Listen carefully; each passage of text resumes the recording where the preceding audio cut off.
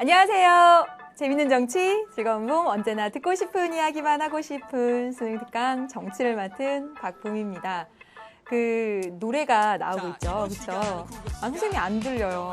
선생님 이거 준비했었는데 선생님이 Better Than Yesterday 했다가 너무 실패 봐서 그 다음에 조금 더 쉬운 거 했다가 그래도 실패 봐서 그 다음에 더 쉬운 거를 가져왔는데 할 기회가 없군요. 자, 이번 시간은 영어 시간, 국어 시간, 재미있는 정치 시간. 정치를 많이 알건 말건 그런 건 중요하지 않은 잔치 시간. 잔치 시간은 영어로 뭐? 선생님의 이름 뭐? 네, 아무튼 했는데요. 선생님이 이 노래 튼 이유는요. 좀 빨개지려고 그러는 것 같아요. 선생님이 이 노래 튼 이유는요. 우리가 공부하는 데 있어서요. 재밌는 정치라고 막 선생님이 말을 하긴 하는데 이거 새로운 걸 알아가는 것을 즐거워하면 와, 나 이거 알았네. 그리고 어디서 이거 봤는데 또 이거 배우고 난 다음에 어디서 발견하면 기쁜 거. 알아가는 즐거움을 알게 되면 공부하는 게 재밌고요.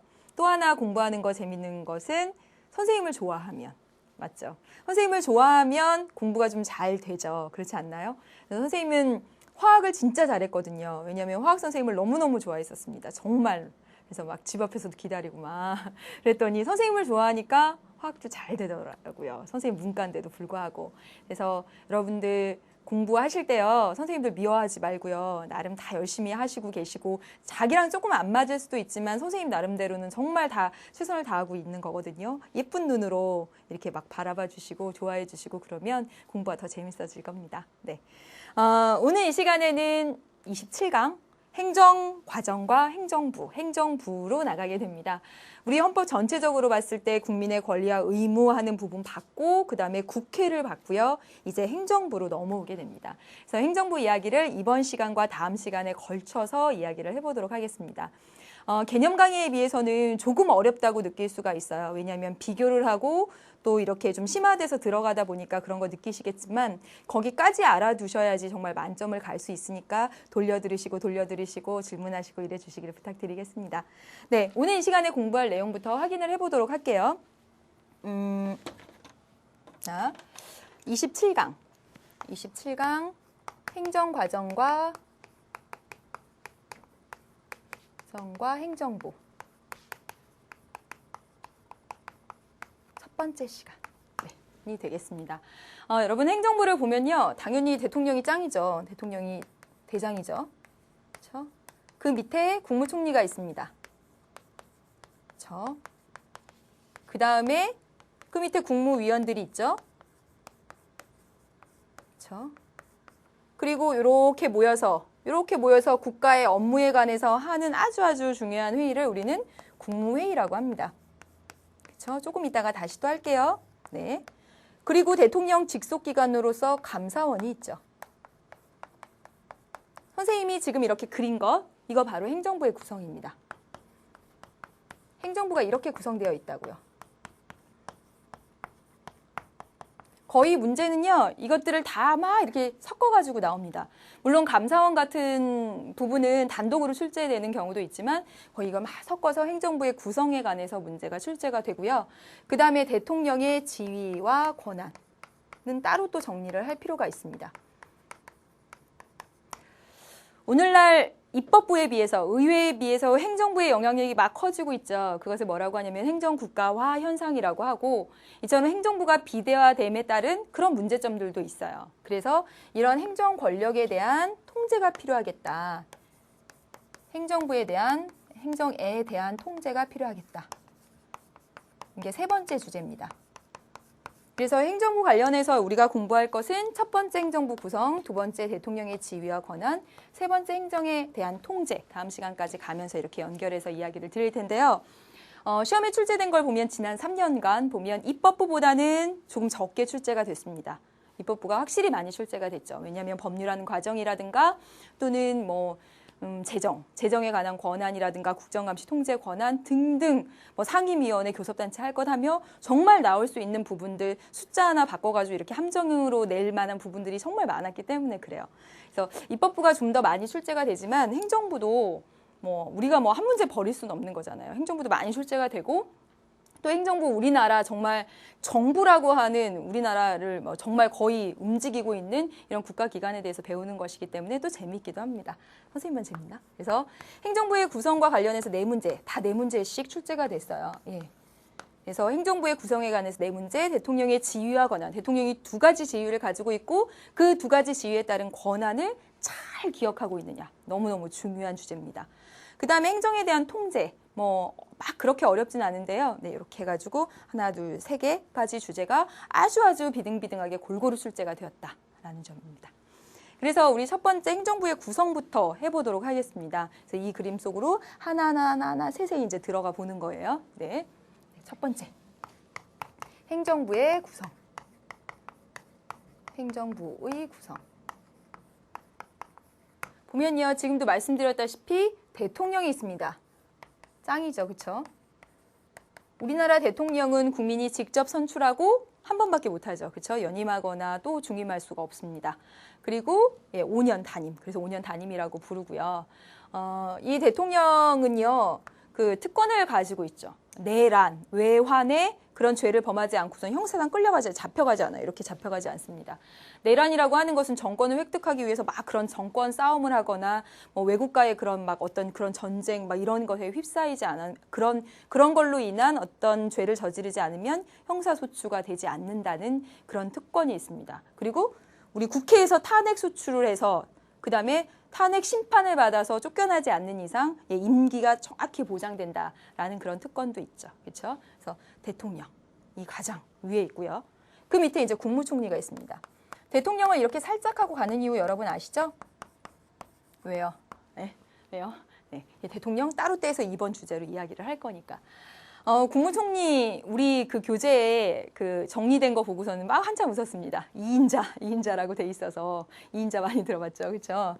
네, 그 나는 가수다에서 박명수 씨가 맨날 김범수 씨한테 그러잖아요. 2등만 하면 된다고, 그럼 안 떨어진다고 막 이러면서. 그래서 아무튼 2인자라고 되어 있는데요. 이 국무총리는 조금 다시 우리가 입법부, 행정부, 사법부, 헌법재판소 다 따로따로 배우지만 이 통치기구는 굉장히 유기적으로 연관이 있다라는 걸 여러분 기억을 해두시고 거기 따로 해서 딱 없애버리고 이런 게 아니라 연결해서 계속 기억하셔야 돼요. 그래서 국무총리는 여러분 기억나시죠? 국회의 동의를 통해서. 국회 동의 없으면 임명 동의 안 해주면 국무총리 임명 못한다고 했습니다. 국회 동의를 통해서 대통령이 임명을 하죠. 대통령이 임명을 합니다. 그리고 국무총리는 대통령이 그 자리를 비웠을 때 대통령 권위 시에 권위라는 표현을 씁니다. 권위. 자리를 비웠을 때 국정을 담당합니다.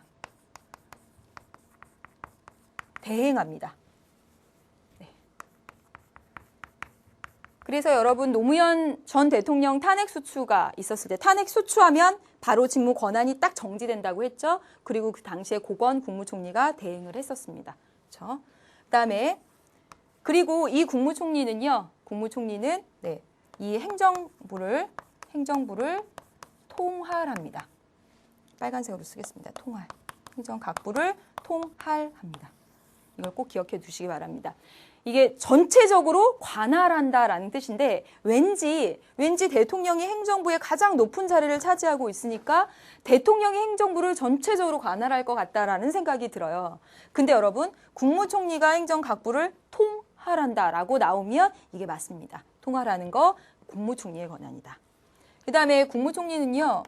국무위원들의 임명을 제청할 수 있고 임명은 누가 하니까? 대통령이 하니까 대통령한테 이러한 국무위원들을 제안하고 요청할 수가 있고 이게 임명 제청입니다. 임명. 네. 그리고 이 국무위원들 잘라버리라고 해임 건의할 수가 있습니다. 네. 권이 있습니다. 그리고 대통령, 국무총리 그리고 국무위원들이 있죠. 우리 헌법에 보면 국무위원을 몇 명 둘 수 있냐면 15명에서 30명 이하로 둘 수 있다 이렇게 되어 있습니다. 그래서 여러분 대통령, 국무총리, 이 국무위원들이 모여서 국가의 업무에 관해서 회의하는 것 그걸 여러분 뭐라고 합니까? 국무회의라고 합니다. 나라의 업무에 관한 회의라고 이야기를 하죠. 그래서 이 국무회의의 의장은 바로 대통령이 의장이 되는 거고 대통령이 의장이고 국무총리가 부의장이 됩니다. 부의장이 되는 거고 이제 그 아래 회원들로 국무위원들이 있는 거죠. 그렇죠? 그래서 이렇게 모여서 회의를 하게 됩니다. 딱 모여서. 국무회의는 국가의 중요한 그런 업무에 관해서 같이 이렇게 심사숙고해서 논의를 하는 것인데 예를 들어서 법률안을 국회로 보낸다거나 헌법 개정안을 보낸다거나 임시회의 소집 요구를 한다거나 뭐 등등의 아주 국가의 중요한 사항들에 있어서는 대통령이 혼자 막 결정해서 그렇게 하기보다는 국무회의의 심의 과정을 거쳐서 이야기해보고 토론해보고 그렇게 합니다. 그래서 우리 헌법에 보면 이렇게 쫙 이렇게 나열이 돼 있어요. 반드시 국무회의의 심의를 거쳐야 하는 사항들이 이렇게 나와 있습니다. 그래서 이 국무회의는요, 내각하고는 조금 그런데 다르기는 한데 내각과 차이가 있는데 그걸 좀 말씀드리면요. 내각은 의결기관입니다. 의결기관. 의논해서 결정하는 기관이에요. 의결기관. 다시 말하면 이 내각에 뭐가 있냐면 결정권이 존재를 하는 거예요. 결정권이. 그런데 지금 말씀드렸다시피 이 국무회의는 어떠냐면 최고 심의기관입니다. 심의기관입니다. 심의. 심사숙고해서 의논만 하는 기관이에요. 의논. 뭐는 없어? 결정권은 없어요. 여긴 결정권이 있는데 여긴 결정권이 없습니다.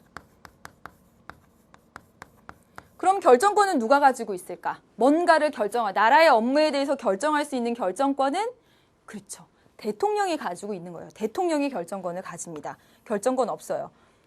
그래서 이 국무회의는요, 나라의 중요한 업무에 대해서, 물론 근데 대통령이 국무회의를 통해서 심사숙고해서 논의한 그런 결과에 맨날 반대되게 그렇게 하진 않을 거예요. 그렇죠? 그렇진 않지만 이 국무회의가 내각하고는 조금 다른 성격을 가지고 있다는 걸 기억하시면서 정말 중요한 건 뭐냐면 그래서 이 국무회의의 심의 결과는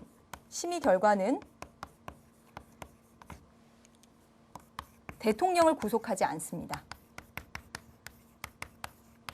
구속하지 않아요. 대통령을 구속하지 않습니다. 대통령은 이 심의한 내용과 다른 결정을 내려도 돼요. 왜? 심의기관이기 때문에 심사숙고해서 의논만 하지 결정권을 가지고 있는 기관이 아니기 때문에 이 결정권은 대통령이 가지고 있기 때문에 여기서 열심히 논의를 해보고 결정은 대통령이 내려도 된다라는 것이죠. 대통령의 그 판단하에. 그렇기 때문에 여기 심의 결과는 대통령의 그런 판단을 구속하지 않는다는 것. 내각에서는 그렇지가 않죠. 그렇기 때문에 내각과 조금 다른 성격을 가지고 있다는 것 여러분 기억을 해두시기 바랍니다. 그래서 행정부의 구성 첫 번째 대통령, 국무총리, 국무위원으로 구성된 국무회의에 대해서 말씀을 드렸습니다. 그 다음에 이제 볼 것이 뭐냐면 이제 두 번째로 볼 것이 이렇게 하나로 저걸 묶었어요. 1번이라고 국무회의 옆에다 좀 써주세요. 두 번째로 묶는 행정각부입니다.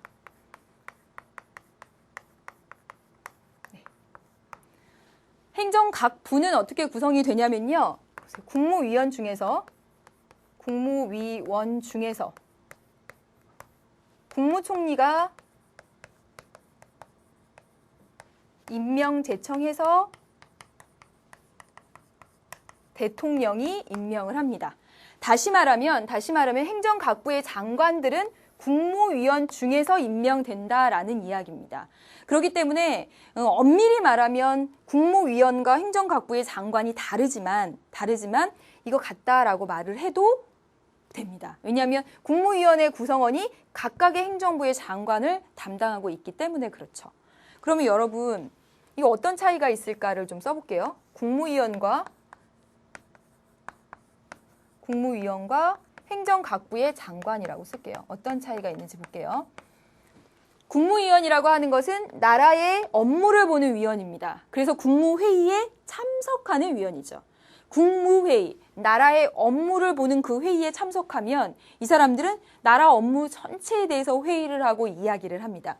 그러니까 국정 전반에 대해서 회의하고 이야기를 하죠. 그래서 국정 전반에 대해서 회의하는 것이 이 국무위원들의 업무라면 이 국무위원들이 장관으로 돌아오게 되면 이제는 자기네 행정안전자치부, 교육과학기술부, 자기네 소관 사무를 집행하고요. 그 각 부에 부령을 내립니다. 그러니까 좀 다르죠. 그렇죠? 그러니까 이 국무위원과 장관은 동일한 인물일 수가 있고 동일한 인물일 수 있는데 다른 기능을 한다는 것이에요. 그게 어떤 거랑 똑같냐면 1반, 2반, 3반, 4반, 5반의 반장들이 각 반의 반장이면서 그 각 반의 일을 해요. 그렇죠? 각 반, 1반의 일, 2반의 일, 3반의 일, 각 반의 일을 하다가 전교회의를 하게 되면 전교회의 임원으로서 모여갖고 그때는 학교 전체의 일에 대해서 이야기를 하는 거죠. 그랑 똑같다라는 겁니다. 그래서 행정각부 국무위원 중에서 국무총리가 임명 제청해서 대통령이 임명한다라고 말씀을 드렸어요. 네, 여기까지 봤습니다. 이제 세 번째 감사원이에요. 네. 여러분 감사원을 조금 더 깊숙이 들어가서 조금 이야기를 좀 해보도록 할게요. 네. 깊숙이 하니까 조금 더 어려운 것 같다는 생각도 막 드는데 그래도 정리를 해두셔야 되니까. 자, 감사원은요 암행어사 같은 거랑 또 거의 비슷합니다. 그러면서 이거는 헌법상의 필수 기관이면서 반드시 만들어져야 되는 필수 기관이면서 대통령 직속 기관입니다. 대통령 직속 기관이에요. 그렇지만 아주 업무를 독립적으로 보는 독립기관입니다. 이것이 특징으로 많이 나오죠. 헌법에서 만들라고 써 있는 아주 필수적인 기관이면서 대통령 직속 기관이다. 그래서 우리가 정부 구성도를 보면 대통령 옆으로 이렇게 딱 나와 있습니다. 그래서 독립적인 기관이다라고 말씀을 드렸죠. 네, 그렇습니다. 그러면 이 감사원은 어떤 일을 하는지 이야기를 좀 해볼게요. 자, 이 이야기를 하기 위해서 좀 이렇게 그림을 그려가겠습니다. 보세요. 정부는 국회에서 결정해 준 대로 예산을 집행을 합니다. 이 예산을 집행한다는 건 예를 들어서 뭐 고속도로를 놓을 수도 있고, 그렇죠? 어떤 사업을 막 진행한다라는 거죠. 예산을 집행합니다. 1년 동안 돈을 썼죠. 이 돈은 어디서 나요? 국민의 세금을 걷어서 지출을 한 거죠. 그렇죠? 그러면 이거에 대해서 기획재정부가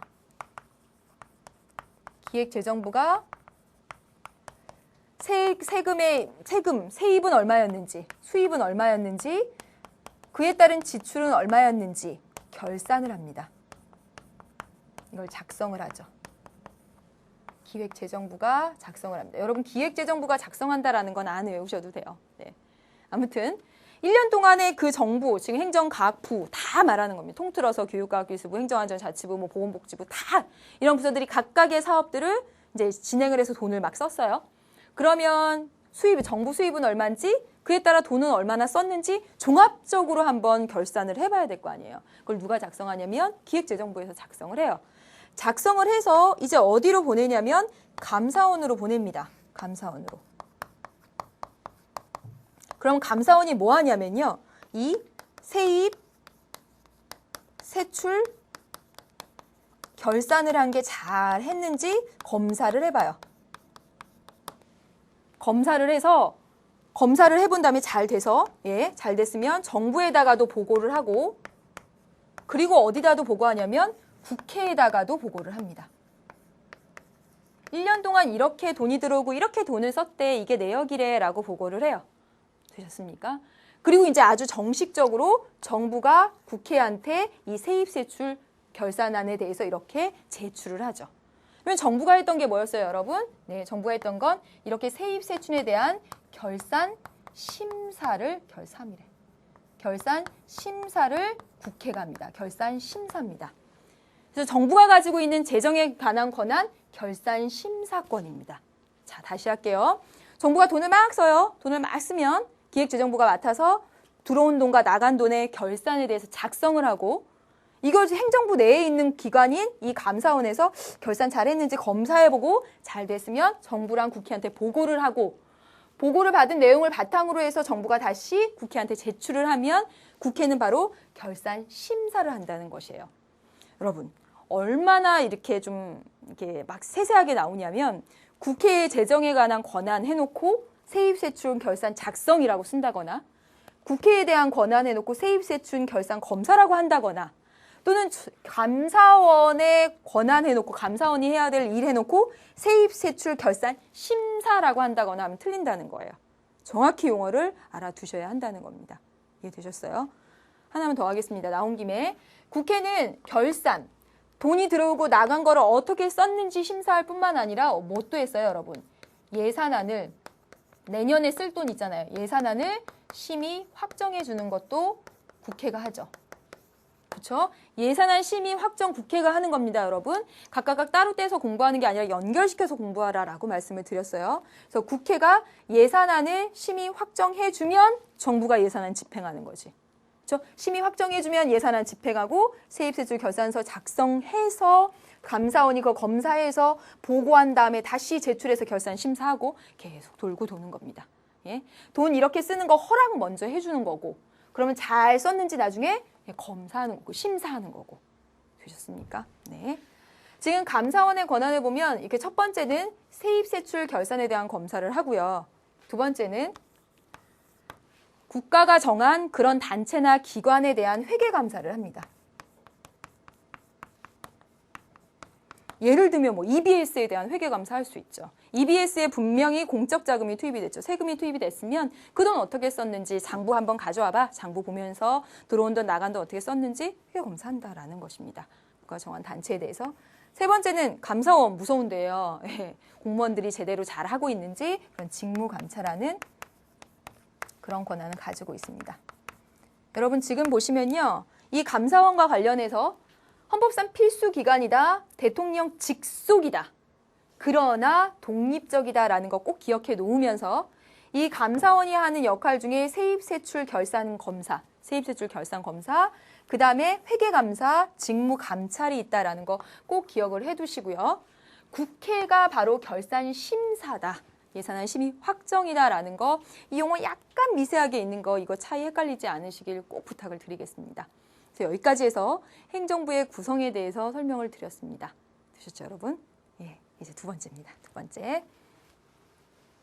번째 보겠습니다. 두 번째, 대통령의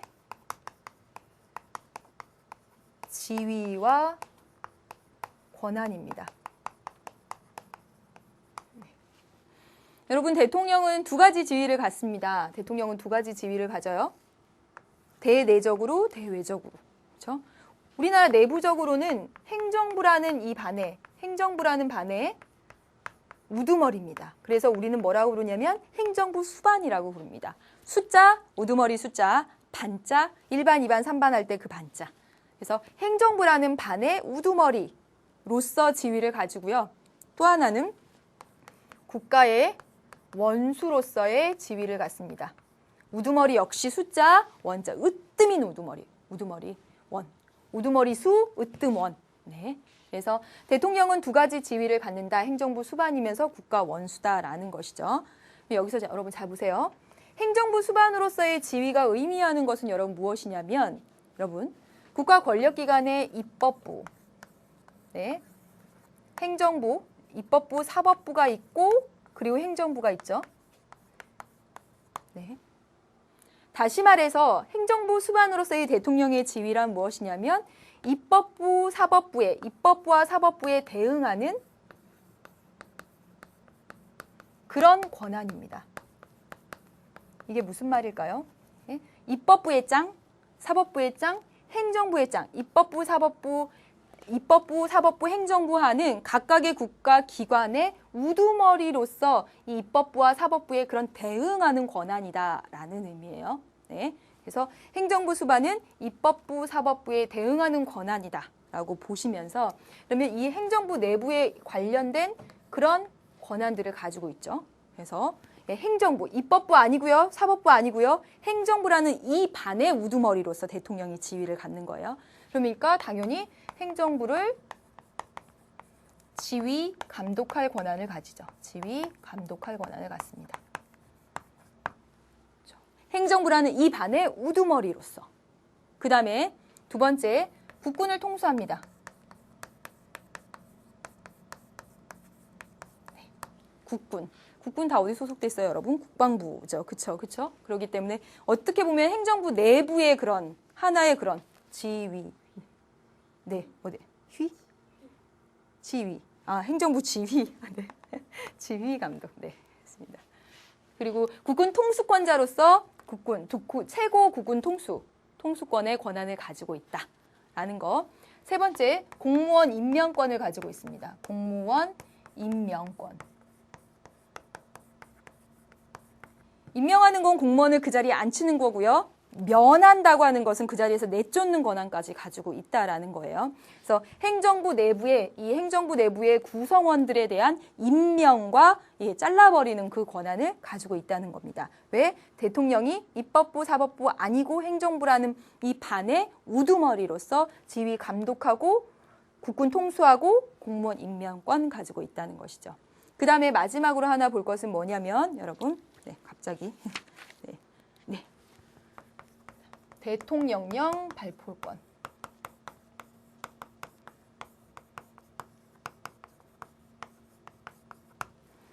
그 법률이나 그런 것에서 정한 그 직무를 수행하기 위해서 대통령의 명령을 내는 그런 권한을 가지고 있다는 것입니다. 그래서 여러분, 행정부 수반으로서의 권한 4가지 이렇게 해서 꼭 정리를 해두시길 바랄게요. 네, 이거 4가지는 어렵지 않죠. 행정부 내부에서 벌어지는 지휘 감독, 국군 통수, 그 구성원의 임명권, 그 다음에 그 법률이 정한 직무를 행하기 위해서 명령을 발표하는 권한, 대통령령 발포권까지 했습니다. 네.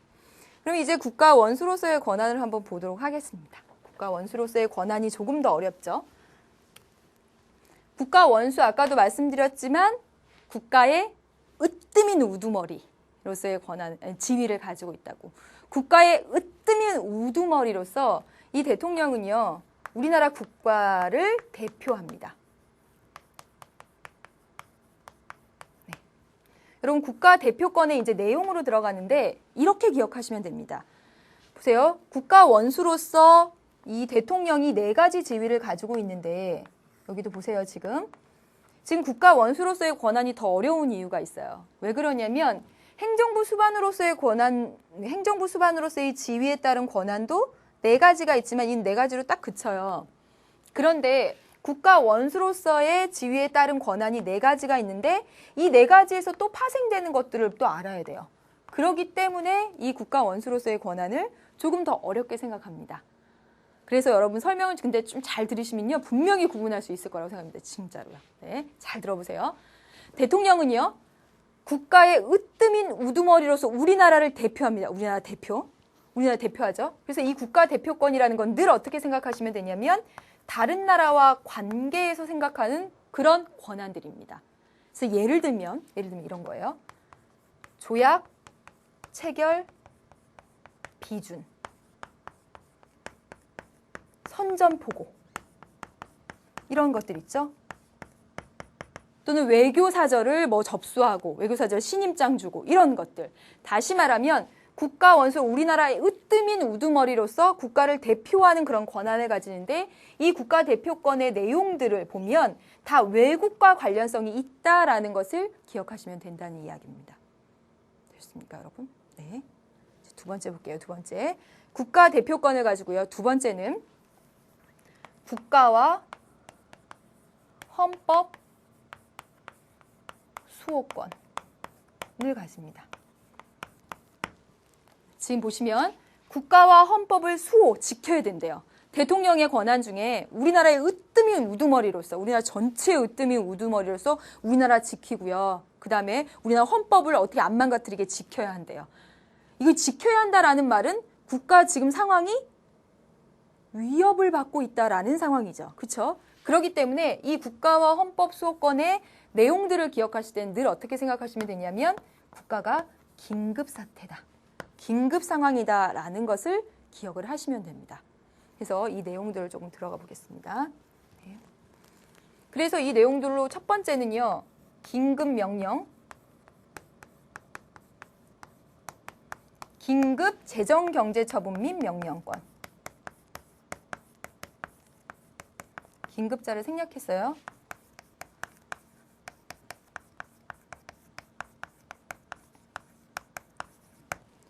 이게 무슨 말이냐면 국가가 완전히 비상사태예요. 재난이 났거나 했거나 간에 또는 경제상으로 굉장히 그런 위급 사태일 때 국회를 소집할 시간이 없어요. 뭔가 이렇게 법률을 만들어내야 되는데 국회를 소집할 시간이 없어요. 여러분 잘 아시나요? 예. 국회를 소집해서 법률을 만들려고 치면 국회의장한테 하고 상임위원회 거치고 본회의 거치고 시간이 굉장히 많이 들잖아요. 근데 지금 말했다시피 국가가 완전 비상사태예요. 그런 비상사태일 때 국회를 소집해서 법률을 만들고 그럴 여력이 없을 때 그럴 시간이 없을 때 대통령이 명령을 합니다. 그럴 여력이 없을 때. 이 명령은요, 법률과 같은 효력을 지녀요.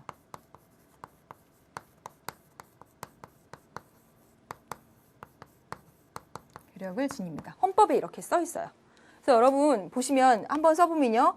헌법이 가장 상위의 법이고 그 아래 법률이 있고 맞죠? 그 아래 명령이 있죠. 그 아래까지는 안 가겠습니다. 이번 시간에는. 그래서 법률이 헌법에 위배되면 안 되고 명령이 법률에 위배되면 안 됩니다. 그런데 국가가 너무너무너무 긴급한 사태일 때예요. 이럴 때는 어떻게? 대통령이 명령으로 법률과 같은 효력을 낸다라고 했습니다. 여러분 기억하시죠? 연결시켜서 반드시 해야 됩니다. 국회의 국정감시 통제권 기억하십니까?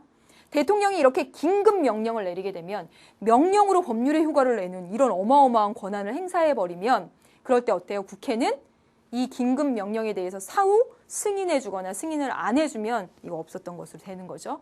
네. 그렇습니까? 그래서 국회의 권제 권한도 있다라는 거 알고 계셔야 됩니다. 그래서 민주주의예요. 대통령이 막 긴급명령 아무 때나 막 할 수 있게 내버려 두면 독재로 흐를 수도 있잖아요. 그러니까 네, 됐고요. 지금 국가와 헌법을 지켜야 하는 이 국가와 헌법 수호권은 아주 긴급한 상황과 관련이 있다라는 것을 기억을 해두시면 되겠습니다.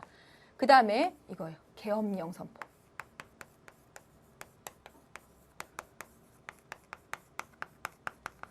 대통령은요, 이 나라와 헌법을 지키기 위해서 국가가 정말 이것도 긴급한 사태일 때 이 군사력으로 질서를 유지시킬 수 있는 그런 권한이 있습니다. 그래서 그것을 계엄령이라고 하고 국회 연결시켜 보세요. 국회가 나라 정치를 감시하고 통제하는 권한으로서 대통령이 계엄령을 선포했을 때 그것이 맞지 않다라고 생각하면 국회의원 제적 과반수의 찬성으로 계엄 해제를 요구할 수 있다라고 해서 이거 견제할 수 있는 국회의 권한도 있다는 거 그럼 배웠지요. 그렇죠? 연결시켜서 아셔야 됩니다. 계엄령 선포하게 되면 언론 출판 집회 결사의 자유라든가 또는 영장제도라든가 국민의 기본권에 대해서 어느 정도 제한이 가해집니다. 그래서 굉장히 국가와 정말 헌법을 지키기 위해서 진짜 신중하게 결정이 돼야 될 상황이고 그래서 국무회의 심의를 거쳐서 이걸 계엄령이 선포가 됩니다. 그리고 국회가 이거 해제해라라고 할 때는 지체 없이 해제해야 된다라는 거죠. 그렇죠? 그 다음에 세 번째 볼게요.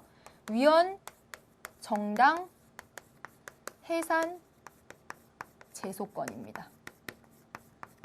이 내용은 나중에 뒤에 가서 헌법재판소랑 또 같이 배워야 될 텐데 여러분 보시면 헌법에 위배되는 정당을 만들어놨어요. 누군가가. 우리나라는 정당 설립의 자유가 있죠. 복수정당제, 민주주의 국가이기 때문에 그렇습니다. 그런데 정말 헌법에 위배되는 정당. 뭐 예를 들면 뭐 김정일을 찬양하는 그런 정당을 막 만들었다고 합시다. 그것은 우리나라 헌법을 뒤흔들고 대한민국이란 국가를 뒤흔드는 짓입니다. 그렇게 되면 대통령은 국가와 우리나라 헌법을 지키기 위해서 이러한 정당의 해산을 헌법재판소에 제소할 수 있다는 겁니다. 이해되셨죠? 그래서 여러분 이 내용들이 어려워요. 그래서 이 긴급명령 들어가면 국가 헌법 수호권 중에서 국가 원수로서의 권한이다까지 하나하나 거슬러서 위로 가서 아셔야 된다는 게 좀 어려운데 국가 대표권은 외국과의 관계 속에서 생각을 하시고 국가와 헌법을 지켜야 된다는 건 긴급 상황 속에서 이렇게 생각을 하시면 되겠습니다. 잠깐 쉬었다가 두 가지 더 해보도록 하겠습니다.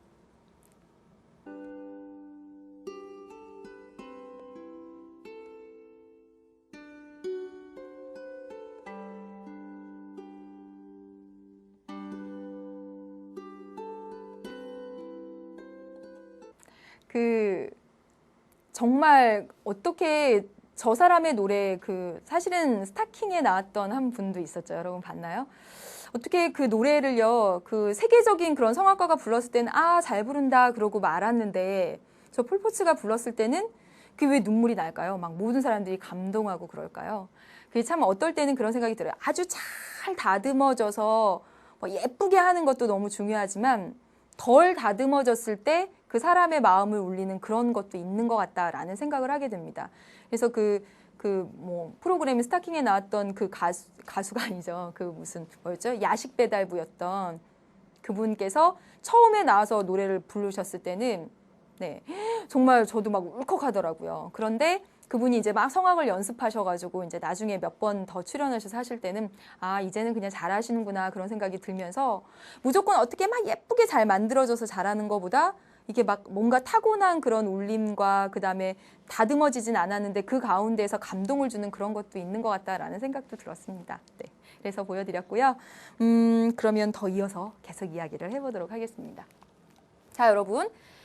국가 원수로서의 권한 너무너무나 중요하기 때문에 여러분들이 어려워하기 때문에 좀 자세히 가고 있습니다. 예, 여러분 밑에다 이렇게 적으시면 되고요. 선생님이 연결해서 하겠습니다.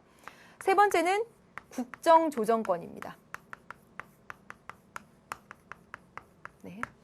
나라의 원수로서, 우리나라의 정말 으뜸인 사람으로서 나라 정치를 조정하는 권한을 가지고 있대요.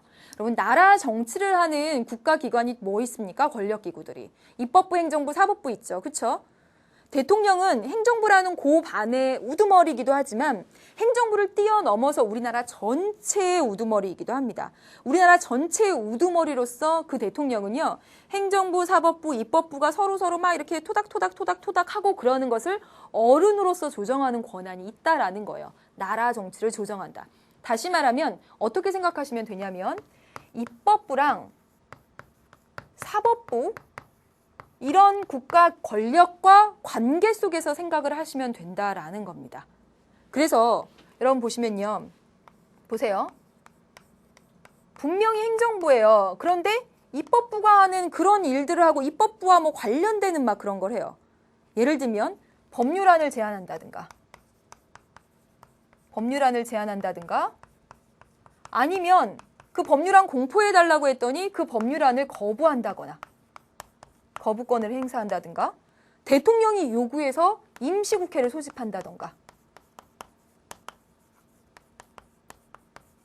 여러분 임시국회 소집에 대해서도 공부하신 거 기억나시죠? 대통령이 임시국회 소집을 요구할 때는 무슨 이유로 기간 이런 것을 명시하도록 되어 있다라고 말씀드렸던 생각 납니까? 이처럼 대통령은요.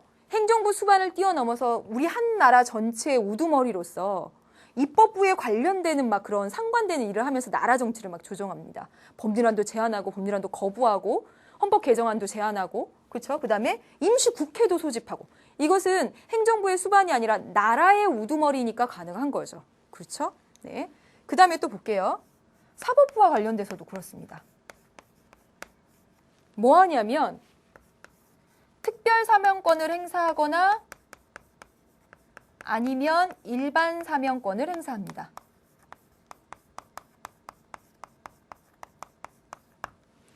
다시 말하면 사법권이 어떻게 이제 이렇게 범죄와 형벌을 준 그런 것에 대해서 탁 사면을 해줘 버리는 거죠. 그렇죠? 이건 행정부의 수반으로서가 아니라 나 나라의 대표야, 우두머리로서 당연히 행하는 일이겠죠. 사법부에 관련된 것, 입법부에 관련된 것을 그렇게 하고 있으니까. 그래서 특별사면과 일반사면의 여러분 차이를 보면요. 이 특별사면은 어떤 특정한 사람에 대해서 이루어지는 겁니다. 그래서 우리나라 역사를 보면 단 한 사람에 대한 사면이 이루어지기도 했죠. 저 유명한 분에 대해서 대통령이 특별사면을 해주기도 했습니다. 그리고 이 일반사면은요. 어떤 범죄에 대해서 한 가지 유형에 대해서 이번에 뭐 범죄 또는 어떤 유형에 대해서 뭐 이번에 이거와 관련돼서 걸린 사람들 다 사면해 줄게 하는 것입니다.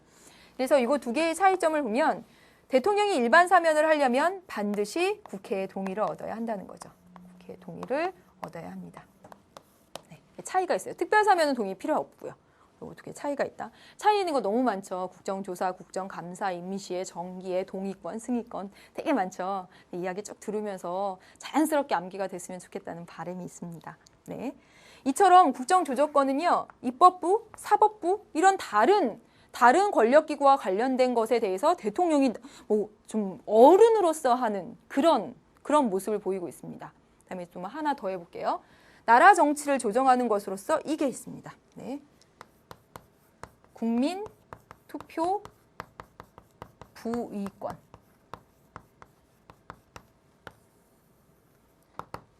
이 국민 투표 부의권은 대통령이 가진 권한인데 외교, 국방, 통일, 기타 국가의 아주 중요한 정책에 대해서 국가의 아주 외교, 통일, 국방 등 국가의 중요 정책에 대해서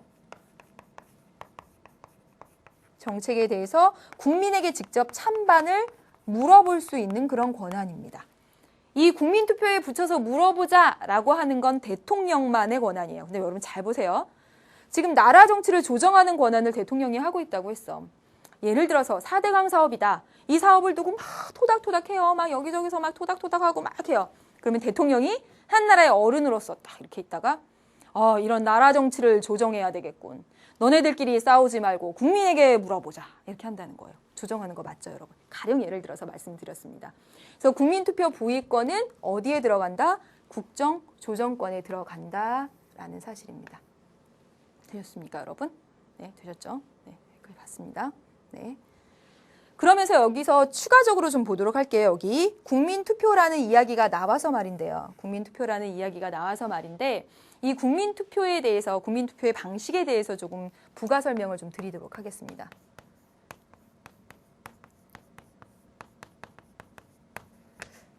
왜 이렇게 잘 부러질까요? 네. 네. 첫 번째 방식은 레퍼렌덤이라고 쓰는데 여러분 선생님이 그냥 쓰는 거예요. 정말. 이거 외울 필요 절대로 없습니다. 예, 절대로요.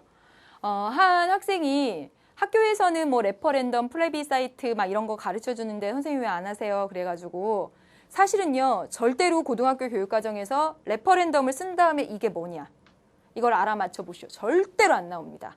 절대로요. 그런데 지금 국민투표 부의권이 나온 김에 이 레퍼렌덤과 플래비사이트의 의의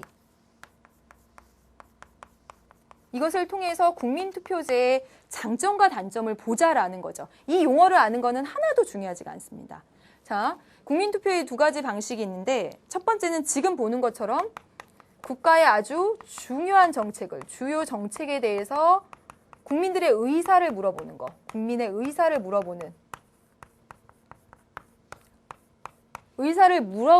그런 방식으로 쓰이면 레퍼렌덤 방식입니다. 그래서 우리나라는 그렇게 국민투표를 쓰고 있어요. 그래서 헌법을 개정할 때 정말 중요한 일이죠. 그럴 때 국민의 의사를 직접 물어보죠. 또 이렇게 대통령이 국민투표에 붙여서 이 사안에 대해서 한번 해보자 라고 할 때 국민의 의사를 물어봅니다. 찬반을 물어봐요. 이렇게 쓰이는 방식이 있는가 하면 이 플레비사이트는 좀 악용된 건데 어떻게? 예, 뭐 혁명이나 쿠데타로 집권한 이런 세력들이 자기 권력의 정당성을 확보하기 위해서 국민투표를 하는 거예요. 정당성을 확보하는 방법으로 국민투표를 하는 겁니다. 결론적으로 말씀드리면 우리나라는 이 레퍼렌덤 방식을 하고 있습니다.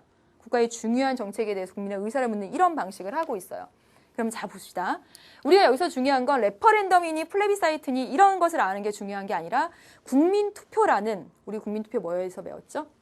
직접 민주정치적 요소죠. 그렇죠? 대표를 통해서 간접적으로 하고 있는 그 수밖에 없는데 국민의 직접적인 의사를 들어보는 직접 민주적인 요소라고 했습니다. 그래서 이 국민투표는 지금 이렇게 보는 것과 같이 국가의 중요한 정책에 국민의 의사를 직접 반영함으로써 정말 자치를 신장시키고 이런 좋은 점이 있는 반면에 다음과 같이 정치적으로 악용되는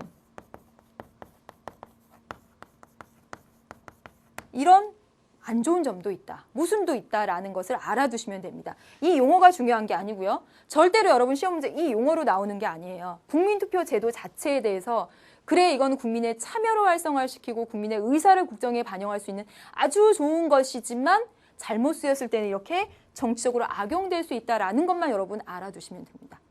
우리나라는 위와 같은 방식이고요. 되셨죠, 여러분? 네. 지금 국정조정권까지 봤고요. 이제 네 번째입니다. 네 번째. 나라 전체의 나라의 우두머리로서 헌법기관을 구성하는 기관 구성권이 있습니다. 그래서 여러분 국회 있을 때 떠올려 보세요. 국회 있을 때 어떻게 했습니까, 여러분? 국회 있을 때 네. 국무총리, 행정부 쪽 감사원장, 저 사법부 쪽 대법원장, 대법관, 그다음에 헌법재판소장.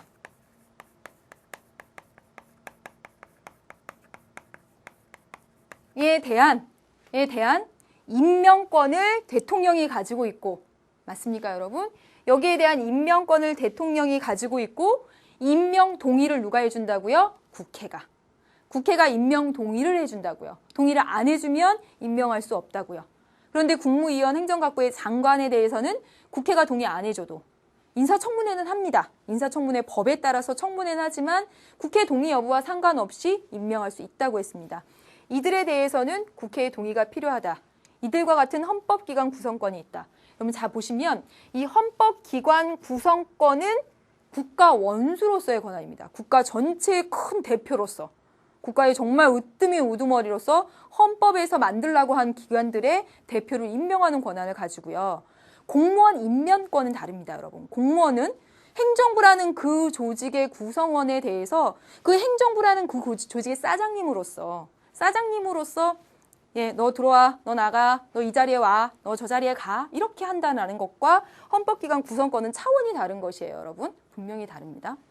그 다음에 중앙선거관리위원회 3인,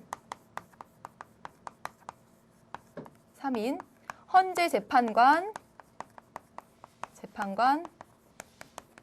3인에 대한 임명권이 있죠. 그렇죠? 이쪽 위에는 동의를 요한다는 것, 아래는 동의를 요하지 않는다는 그런 차이점이 있습니다. 여러분 정리를 해보면요.